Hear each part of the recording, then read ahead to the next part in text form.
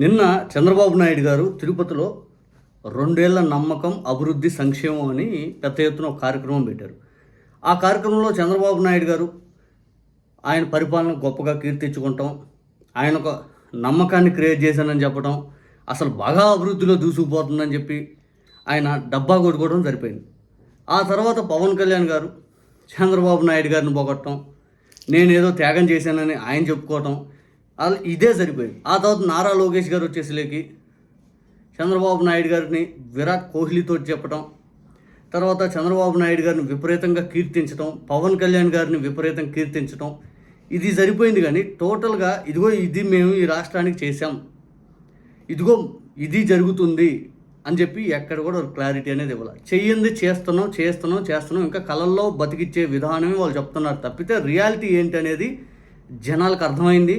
వీళ్ళు చెప్పినా చెప్పకపోయినా వీళ్ళు చేసే పరిపాలన జనాలు అయితే మాత్రం చేదరించుకునేదాకా వచ్చేసింది. వీళ్ళ సినిమా అయితే అయిపోయింది. ఇంకా క్లియర్గా చెప్పాలనుకుంటే వీళ్ళ సినిమా ఎంతలా అయిపోయింది, ఏ టాపిక్స్ మీద ప్రజలు విపరీతంగా చర్చ జరుగుతుందనే దానికి తులసిరెడ్డి గారు నిన్న ఏబిఎన్లో ఉతికాడు, మామూలుగా ఉతకడా వీళ్ళ పరిపాలన ఎలా ఉందని. వెంకటకృష్ణ కూడా విలపిచ్చేంత కన్నీళ్ళు పెట్టుకోవాల్సిన పరిస్థితికి వచ్చేసింది. ఒకసారి చూడండి.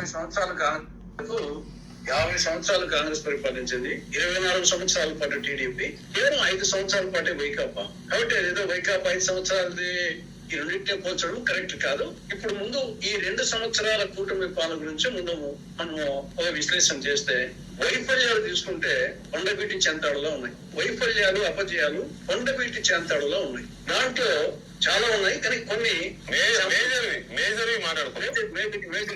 మేజరీ ఏం చెప్పినా కాకుండా మనం చాలా చెప్పొచ్చు, ఏం చెప్పినా మనం చెప్దాం. మేము గాని కాంగ్రెస్ వాళ్ళం గాని కూటమి పార్టీలు గాని గతం జగన్ ప్రభుత్వాన్ని ఎక్కువ అటాక్ చేసింది ఏమి అప్పుల మీదనే. జగన్ ప్రభుత్వము మించి అప్పులు చేస్తాంది అని చెప్పేసి అందరూ విమర్శించాలని. కానీ ఇప్పుడు జరుగుతున్నది ఏమిటి, అంతకంటే ఎక్కువ అప్పులు చేస్తాను. 61% ఆంధ్రప్రదేశ్ అన్ని రకాలు కలిపితే బకాయిలతో సహా హైయెస్ట్ ఆంధ్రప్రదేశ్ ప్రస్తుతం. కోడలికి బుద్ధి చెప్పి అంత తెడు నాటిందని ఒక సామెత ఉంది. గతంలో జగన్ ప్రభుత్వం 5 ఏళ్లలో డైరెక్ట్ అప్పులు 3,32,000 కోట్ల రూపాయలు. ఓన్లీ 5 ఏళ్లలో జగన్ ప్రభుత్వము డైరెక్ట్ గా చేసిన అప్పులు 3,32,000 కోట్ల రూపాయలు. కానీ ఈ 2 సంవత్సరాల్లో కూటమి ప్రభుత్వం చేసిన అప్పులు 3,56,650 కోట్ల రూపాయలు. అది 5 ఏళ్లలో 3,32,000 కోట్లు. ఇది 2 సంవత్సరాల్లో 3,56,650 కోట్లు.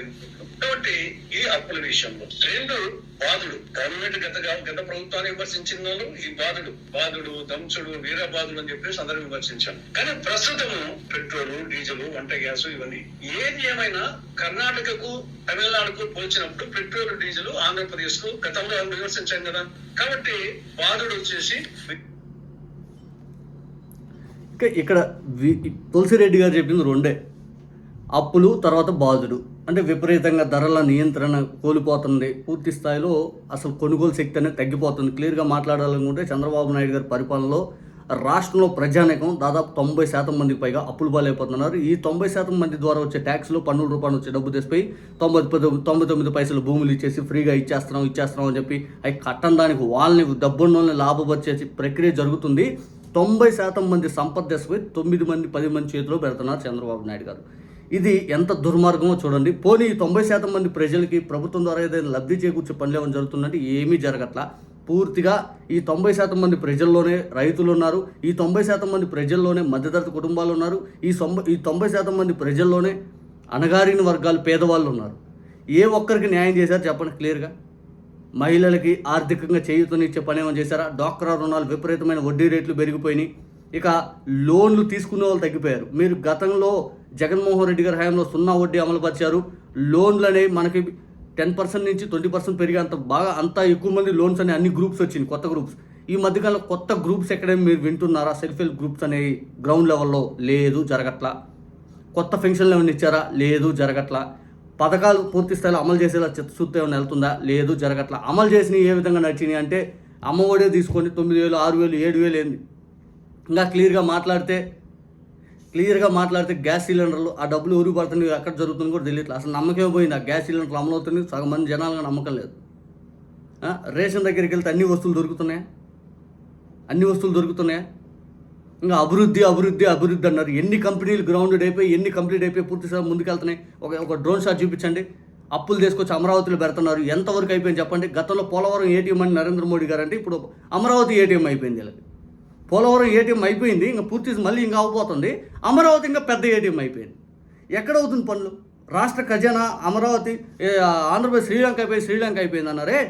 మరి స్పెషల్ ఫ్లైట్లు, స్పెషల్ చాపర్లు, జెడ్ ప్లస్ కేటగిరీ సెక్యూరిటీలు, ప్రోటోకాల్స్, విపరీతమైన హంగామా, విపరీతమైన హడావుడి, పూర్తిగా రాష్ట్రంలో మనీ వేస్టేజ్ అనేది జరగడానికి పూర్తిగా మేము అంతగా చేస్తూనే ఉంటాం. మీకు ఇష్టం, మీరు అప్పులు పాలవ్వండి, మీరు అట్టేం పడండి, మేము యోగాంధ్రాలు పెడతాం, అమరావతి ఆవకాయలు పెడతాం, డ్రోన్ షాట్లు పెడతాం, డ్రోన్ సిటీలని కడతాను అని చెబుతాం. వాటికి ఆ ప్రోగ్రాంలు, ఈ ప్రోగ్రాంలు, లేనిపోని ప్రోగ్రాంలు అన్నీ పెట్టేస్తాం. పూర్తిగా జనాలు మాత్రం వంచేస్తాం. మీరు ఈ 2 సంవత్సరాల్లో పెట్టిన ప్రోగ్రామ్స్, పవన్ కళ్యాణ్ గారికి ఒక సభ, మీకు ఒక సభ, నారా లోకేష్ గారికి ఒక సభ, మీ సభలు ఒక్కొక్క దానికి ఎంత ఖర్చు అవుతుంది? మనం చూసాం ఆ రెడ్డప్ప గారి శ్రీనివాసరెడ్డి గారి పట్ల పవన్ కళ్యాణ్ గారు కడపలో ఒక సందర్శనకి వెళ్తే కేవలం డిప్యూటీ సీఎంగా అసలు నాకు తెలిసి అంత ఖర్చు అయింది. అసలు డిప్యూటీ సీఎం ఒక మంత్రి, ఆయనకు ఒక సభ ఎందుకు అవసరమా? ముఖ్యమంత్రి గారు పెడితే సరిపోదా? ఆ జగన్ గారి హయాంలో ప్రతి మంత్రి ఇట్టాగా పెట్టుకుంటూ పోయాడా? పెద్ద పెద్ద టెంట్లు వేసుకొని పెద్ద పెద్ద సభలు పెట్టుకుంటా. ఇదే విధానం 2019 ముందు చేశారు. రాష్ట్రాన్ని నాశనం అంటే ఏం చేశారు? ధర్మ పోరాట దీక్ష, నవనిర్మాణ దీక్ష, ఆ దీక్ష, ఈ దీక్ష, అటు డబ్బులు ఇటు డబ్బులు, అసలు విడిగా డబ్బులన్నీ వేస్ట్ చేశారు.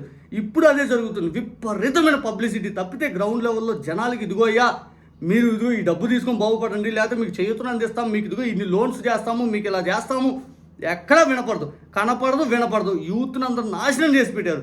ప్రతి ఒక్క యూత్ అనేవాడు 10 లక్షలు 20 లక్షలు తీసుకొచ్చి అప్పు పెట్టి ఒక షాప్ పెడితే ఆ షాపులన్నీ నాశనం అయిపోయి వాళ్ళు తిరిగి ఆ వడ్డీలు కట్లా పోతున్నారు. అసలు తీసి దేవురేడు.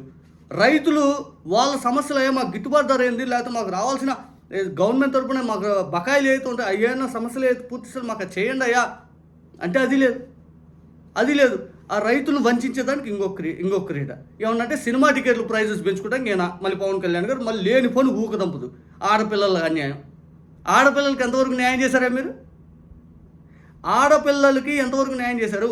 33,000 మంది ముగ్గురు తీసుకొచ్చారా? నిరుద్యోగులకి 10 లక్షలు డబ్బులు ఇస్తా ఉన్నారు, ఇచ్చారా? ఏమీ చేయలా. కానీ మేము అది చేసాం, ఇది చేసాం, చప్పట్లు, ఆహా ఓహో అద్భుతం అని. ఇవన్నీ రాష్ట్ర ప్రజలు ఆలోచిస్తున్నారు. ప్రభుత్వ ఉద్యోగులతో సహా ఈరోజు ప్రతి ఒక్కరినెత్తి చేయి పెట్టేశారు. మీరు భస్మేరా బాబు అని.